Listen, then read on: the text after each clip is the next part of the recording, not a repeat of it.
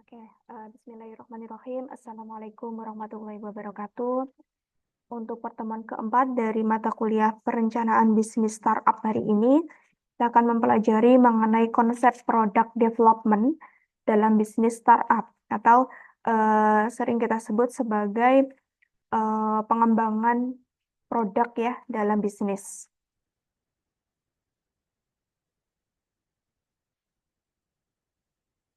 Oke, pengertian dari product development sendiri merupakan tahap yang mencangkup pembuatan suatu konsep, pengembangan, desain, dan pemasaran produk. Namanya juga product development atau pengembangan produk.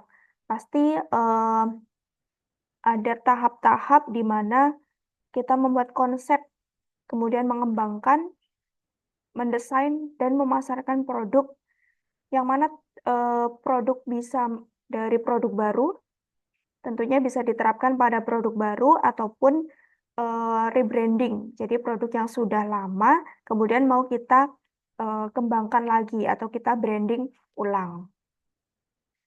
Nah, di sini untuk product development ada beberapa tahapan ya. Yang pertama adalah ideate atau mempunyai ide. Jadi kita bertukar pikiran dan menangkap ide-ide yang menjanjikan. Jadi dalam pembuatan ide pasti kita butuh orang lain untuk memberikan pendapat mereka, memberikan ide kreatif mereka, gitu. Jadi saling bertukar pikiran. Kemudian yang kedua adalah rencana atau plan.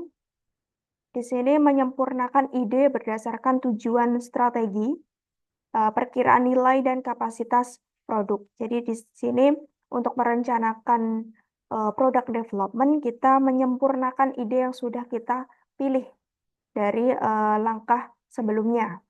Kemudian showcase atau pameran ya. Di sini berbagi peta jalan dan membahas rencana pasar dengan pemangku kepentingan. Nah, kemudian build atau peluncuran, membangun. Build itu membangun, jadi kita menghadirkan fungsionalitas baru melalui pengembangan tangkas. Di sini kita mulai membangun product development ini, kemudian kita launch atau kita luncurkan. Ini merupakan kemampuan baru ke pasar. Jadi kita meluncurkan atau kita launching produk tersebut ke pasar. Kemudian analisis atau analyze, kita menyadari nilai produk dengan melacak penggunaan dan kecintaan pelanggan. Nah, ini terkait dengan nilai produk kita dan juga kebutuhan dari pelanggan dan juga kesetiaan atau loyalitas dari pelanggan kita. Kemudian strategi. Ini nanti kita menentukan tujuan dan juga inisiatif. Begitu juga nanti berlanjut lagi ke ideate, misalnya kita mau mengembangkan atau mengembangkan produk baru yang sejenis ataupun yang serupa, atau kita mau rebranding. Nah, ini juga kembali ke langkah awal, yaitu ideate, plan, showcase, build, launch, analyze, dan juga strategis.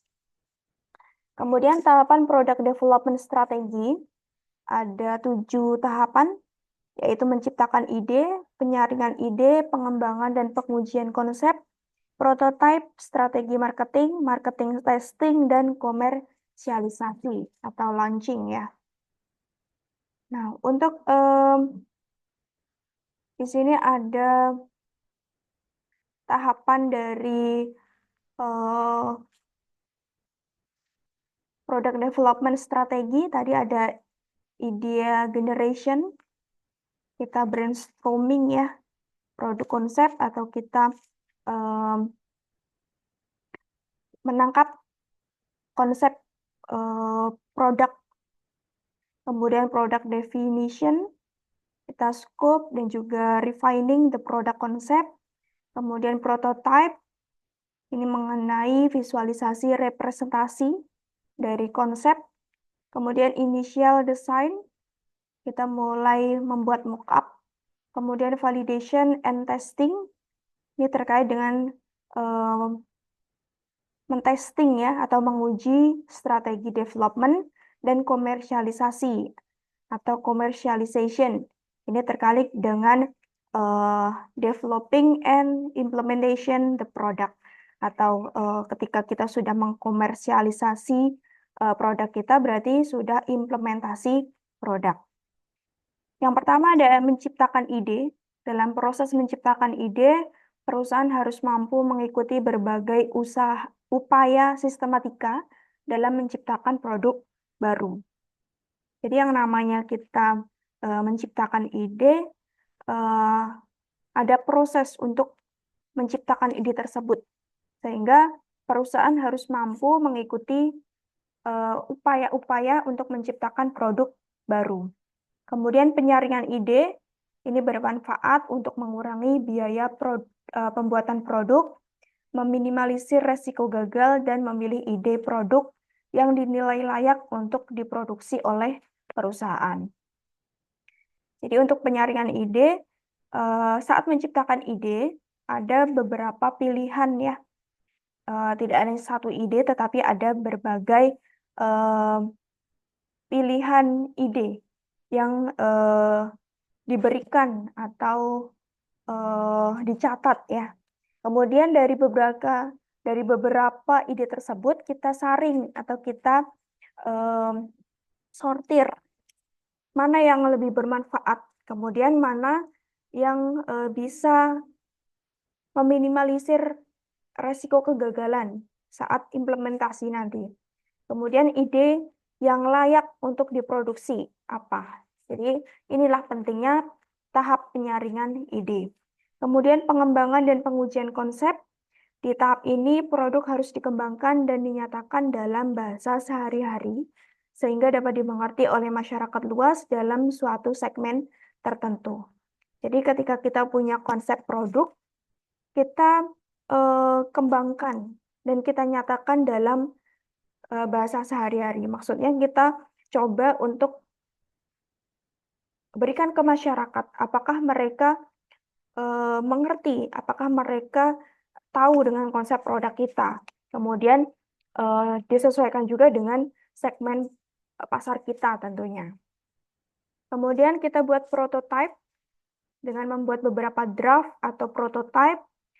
Nantinya prototipe produk ini akan dievaluasi dan pastinya tidak ada gangguan untuk dipasarkan. Kemudian strategi marketing. Ini harus dikembangkan dengan mempertimbangkan pangsa saat ini, pangsa pasar ya, kemudian juga target pelanggan. Untuk strategi marketing biasanya mempunyai beberapa bagian utama, di antaranya proporsi nilai, deskripsi pasar, kemudian target market, keuntungan, harga pasar, anggaran pemasaran dan distribusi, sasaran keuntungan jangka panjang, penjualan dan marketing mix.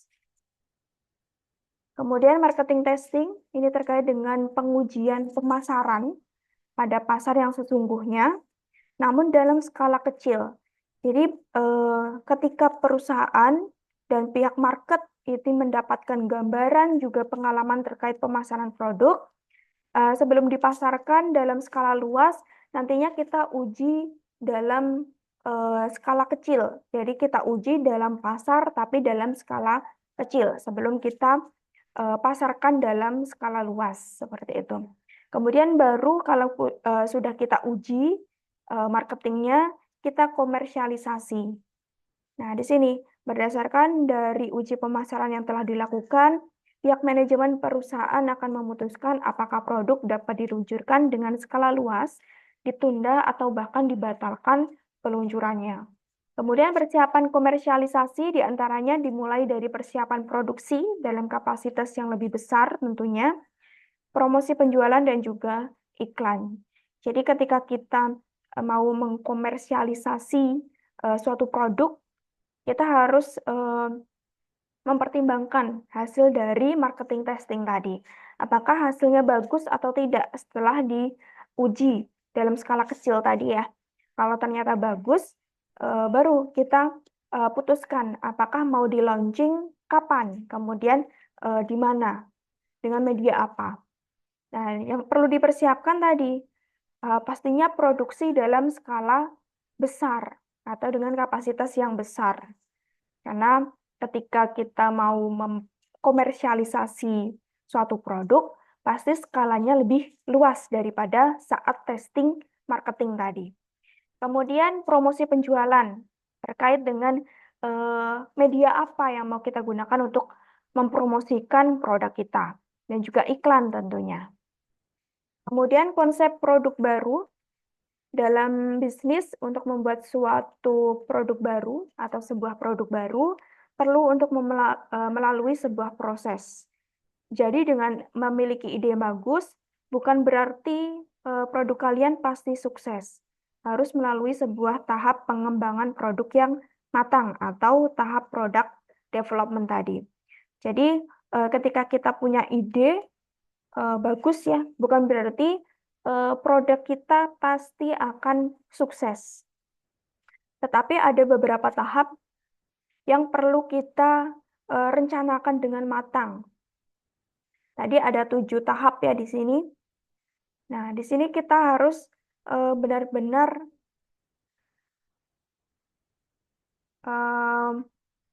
menyiapkan 7 tahap product development dengan matang.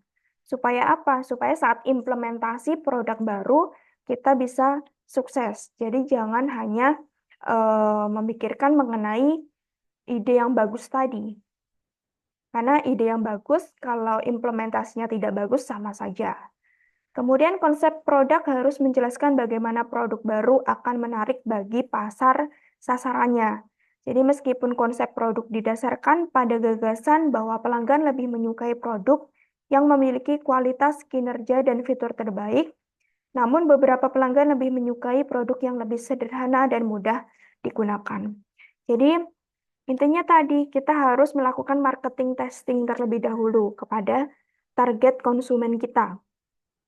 Apakah konsep produk kita diterima oleh calon pelanggan kita atau tidak?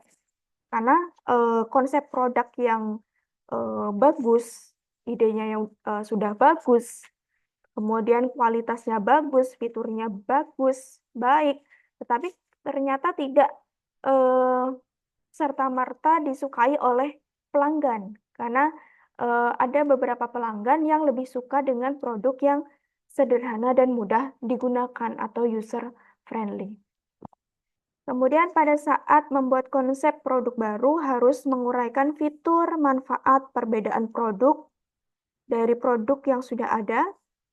Ini adalah peta jalan bagi manajer produk untuk pengembangan yang menyoroti kebutuhan pelanggan yang diharapkan akan dipenuhi. Jadi balik lagi, ketika kita mau membuat produk baru, kita harus menyesuaikan dengan kebutuhan pelanggan. Jadi bukan hanya mementingkan dari ide yang bagus tadi, ataupun fitur yang bagus, kualitas, tapi juga harus menyesuaikan dengan kebutuhan pelanggan. Kemudian pengembangan produk baru. Proses pengembangan produk adalah rencana 6 tahap yang melibatkan konsep awal hingga peluncuran pasar final suatu produk. Proses ini membantu membagi tugas dan mengatur kolaborasi lintas departemen. Temukan cara melaksanakan proses milik Anda. Mengembangkan produk baru itu pekerjaan menyenangkan sekaligus menantang. Tidak ada 2 peluncuran produk yang identik, mulai ideasi atau ide awal hingga riset dan pembuatan prototipe. Namun ada proses umum yang bisa membantu Anda memulai proses pengembangan produk. Nah, jadi ketika ada 2 produk ya, misalnya ada 2 produk yang launching bersamaan, di situ meskipun produknya sama-sama produk skincare misalnya, pasti ada fitur ataupun ada kualitas yang berbeda di antara 2 produk tersebut. Jadi tidak ada 2 peluncuran produk yang identik. Mulai dari ide awalnya hingga riset dan pembuatan prototipe. Tapi dalam proses pengembangan pasti ada yang berbeda, meskipun mungkin komposisinya sama dan lain sebagainya. Kemudian proses pengembangan produk menjelaskan 6 langkah yang diperlukan untuk melibatkan konsep awal hingga peluncuran pasar final suatu produk. Mencangkup mengidentifikasi kebutuhan pasar, meriset persaingan, menggagas solusi, mengembangkan peta jalan produk, dan membuat produk standar yang layak atau minimum viable product. Kemudian dalam beberapa tahun terakhir, proses pengembangan produk telah berkembang yang kini umumnya digunakan dengan membagi setiap langkah menjadi 6 fase terpisah. Dengan begitu, proses bisa diatur dengan lebih baik dan hasil akhir individu dibagi menjadi tugas-tugas yang lebih kecil. Jadi dari beberapa tahap product development tadi ya, ada yang 6, ada yang 7, tergantung dari perusahaan mau menggunakan tahap yang seperti apa. Nah, nanti dari langkah-langkah product development tadi, mulai dari mengidentifikasi kebutuhan pasar tentunya, karena kita membuat produk untuk dijual pada pasar. Tentunya harus menyesuaikan dengan kebutuhan mereka. Kemudian meriset persaingan. Jadi pesaing kita seperti apa? Produknya, kemudian media promosinya, kemudian dari segi marketingnya seperti apa. Kemudian menggagas solusi dari permasalahan yang dihadapi oleh pasar. Kemudian juga solusi ketika ada suatu persaingan yang ternyata produknya sama dan lain sebagainya. Kemudian mengembangkan peta jalan produk, kira-kira nanti produk kita akan berjalan seperti apa dan membuat produk standar yang layak, jadi minimum viable product. Tentunya ketika ada langkah-langkah ini tadi ya, dari mengidentifikasi kebutuhan pasar sampai membuat produk atau implementasinya, kita bagi dalam langkah-langkah yang kecil. Supaya apa? Supaya proses demi proses bisa diatur dengan lebih baik. Seperti itu. Kemudian juga tugas-tugasnya bisa lebih dirincikan. Jadi masing-masing tim punya tugasnya masing-masing. Seperti itu. Kemudian tujuan pengembangan produk adalah untuk memberikan nilai maksimal bagi konsumen dan memenangkan persaingan perusahaan dengan memilih produk yang inovatif. Jadi tujuannya tadi memberikan nilai maksimal bagi konsumen dan memenangkan persaingan dengan produk yang inovatif. Memulai pengembangan produk, baik itu produk baru maupun produk lama yang dimodifikasi, diharapkan akan mempunyai nilai baru yang pastinya lebih baik, lebih tinggi dalam hal desain warna, ukuran, kemasan, merek, dan ciri-ciri lainnya. Jadi dalam pengembangan produk, kita tidak hanya menciptakan produk baru, tetapi produk lama bisa kita modifikasi. Dalam hal ini tadi, desain warna misalnya. Kemudian ukuran yang tadinya kecil kita perbesar. Kemudian dari segi kemasan kita buat ulang kemasannya yang lebih menarik. Kemudian mereknya mungkin kita ganti dan lain sebagainya. Kemudian ciri-ciri lainnya misalnya dari segi promosi kita juga bisa modifikasi seperti itu. Kemudian 6 jenis strategi pengembangan produk baru.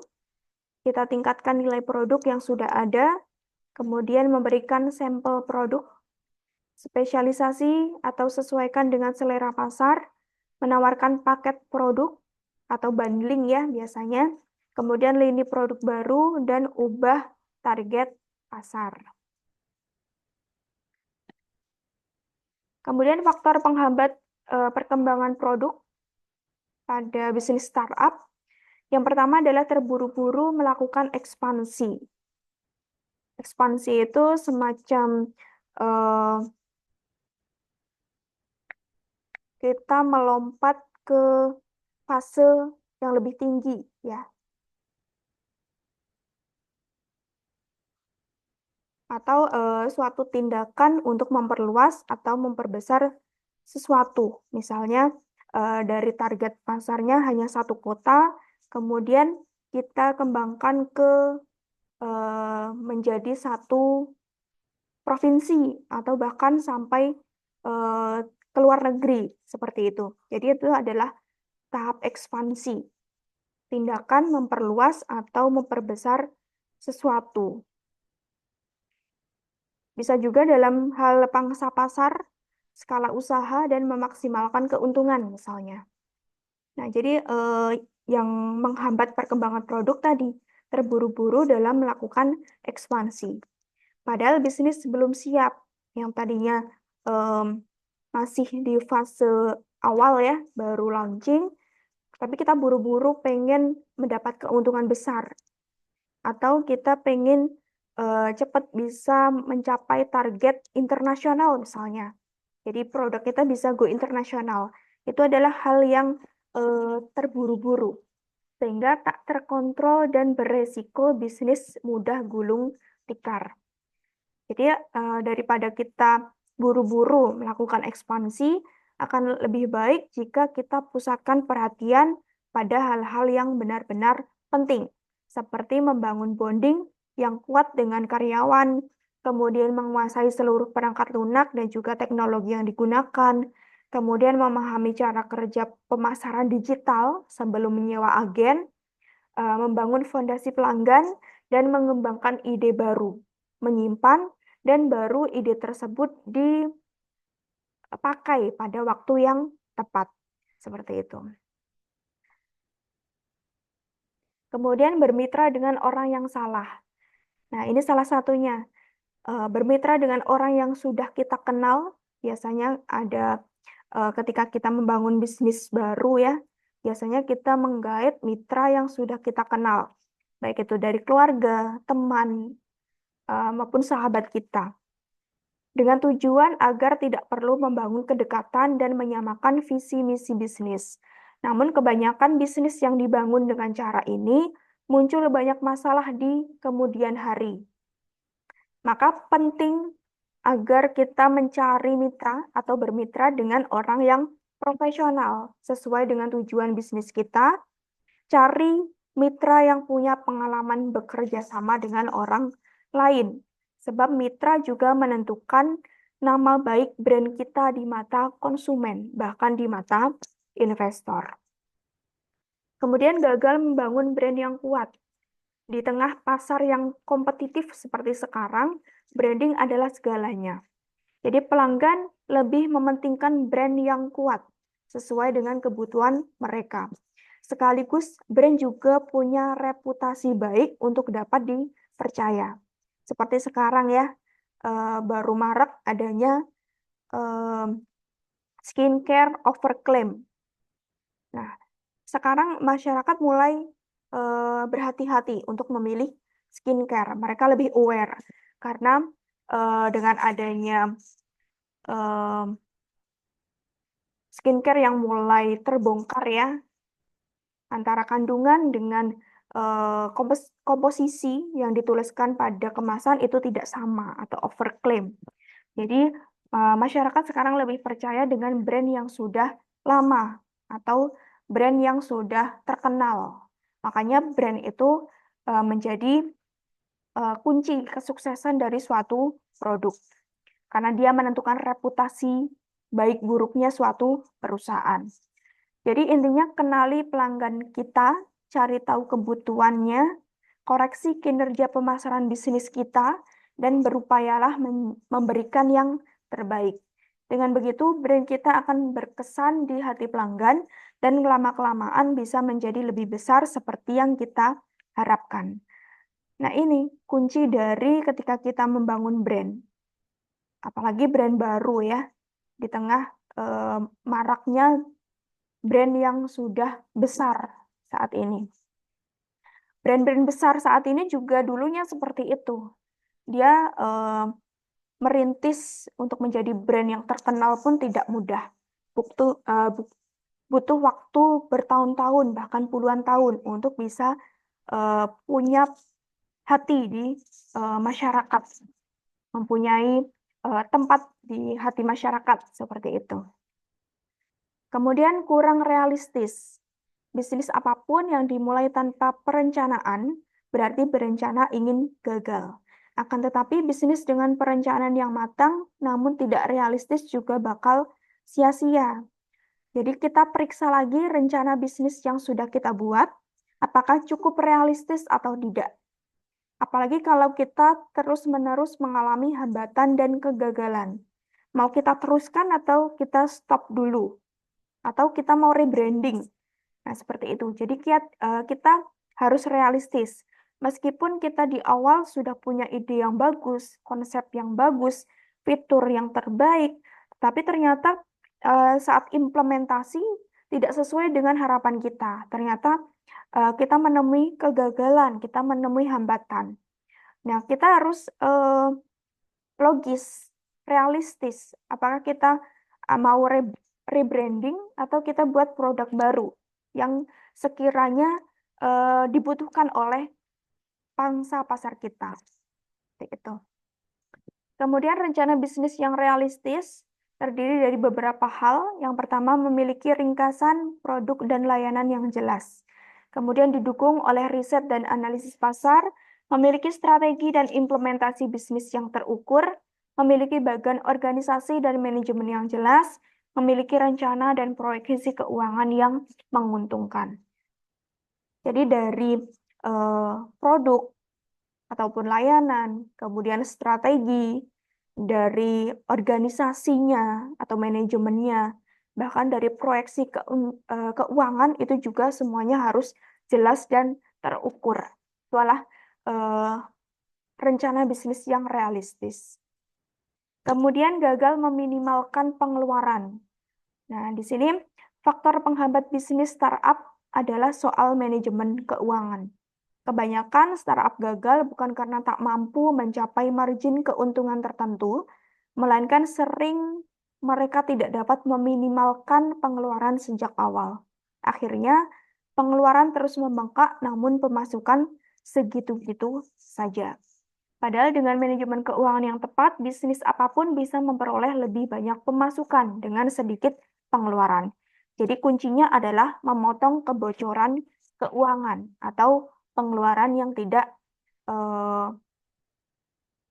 sesuai dengan pemasukan. Kemudian siapa saja yang terlibat dalam product development? Yang pertama adalah product management atau manager produk ya. Mereka tugasnya menetapkan strategi produk, menentukan apa yang akan dikerjakan oleh tim produk, kapan waktunya, serta mengkomunikasikan progres terhadap produk roadmap. Kemudian engineering, ini bertanggung jawab atas bagaimana produk dibuat, berkolaborasi dalam fitur dan story pengguna, memperkirakan pekerjaan, merencanakan sprint, dan merilis fungsionalitas baru. Jadi ini terkait dengan fitur ataupun fungsi dari suatu produk. Kemudian innovation, menyusun strategi cara baru untuk mendekati masalah yang dihadapi bisnis dan pelanggannya. Mereka menggabungkan ide produk segar dengan analisis pasar untuk mendorong strategi produk dan menghindari stagnasi. Jadi yang namanya startup pasti butuh inovasi, sehingga beberapa orang yang terlibat dalam product development, salah satunya adalah tim innovation. Kemudian pemasaran produk atau tim marketing ya. Di sini tugasnya menentukan cara membagikan produk story, menyusun pemosisian dan pengiriman pesan, meneliti lanskap kompetitif, menciptakan persona pembeli, mengelola kampanye masuk ke pasar, membangun kesadaran dan meningkatkan penggunaan produk. Kemudian yang terakhir, tim operasional. Ini dibebankan dengan kinerja dan kemajuan organisasi, menyelaraskan anggaran dan proses di seluruh tim, melacak alokasi resource, resiko dan hambatan sambil memfasilitasi kolaborasi antar tim.